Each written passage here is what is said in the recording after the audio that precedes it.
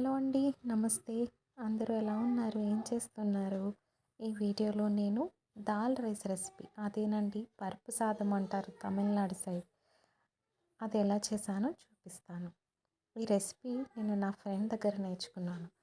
Lunch బాక్స్‌లోకి చాలా త్వరగా అయిపోతుంది. అండ్ పిల్లలు కూడా చాలా ఇష్టంగా తింటారు. అలాగే హెల్తీ కూడా. ఇంట్లో వెజిటబుల్స్ ఏమీ లేనప్పుడు ఏం వండాలా అనుకుంటే చాలా క్విక్గా అయిపోయే ఈజీ రెసిపీ. మ్యూజిక్ యాడ్ చేస్తున్నాను. వీడియో చూసేయండి.